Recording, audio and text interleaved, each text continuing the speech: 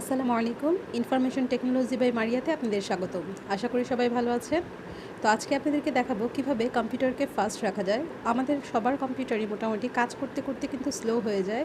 তো কিভাবে সেটাকে আপনারা ফাস্ট করবেন সেটাই দেখাবো আজকের এই ভিডিওতে। আর হ্যাঁ, এরকম নিত্য নতুন ছোট ছোট টিপস পেতে অবশ্যই ইনফরমেশন টেকনোলজি বাই মারিয়ার সাথে থাকুন। তো প্রথমে আমি স্টার্টে চলে গিয়েছি। সেখানে গিয়ে আমি সার্চ বাটনে লিখব অ্যাডভান্স সেটিংস। তো এই যে আমি যখন অ্যাডভান্স লিখেছি তখনই কিন্তু দ্বিতীয় নম্বরে চলে এসেছে ভিউ অ্যাডভান্স সিস্টেম সেটিংস। তো আমি সেটায় ঢুকে যাব। সেখানে ঢোকার পর প্রথমে উপরেই যে সেটিংস লেখাটা সেখানে আমি ক্লিক করে দিচ্ছি। তো সেখানে ক্লিক করার পরে দেখবেন নিচে এরকম অনেকগুলো জায়গায় টিক চিহ্ন দেওয়া আছে। তো আপনারা কি করবেন, এই সবগুলো টিক চিহ্নকে উঠিয়ে দিবেন। তো যখন এই টিক চিহ্নগুলোকে উঠিয়ে দিয়ে ওকে করে দিবেন তখনই কিন্তু আপনার কম্পিউটার অনেকটা ফাস্ট হয়ে যাবে।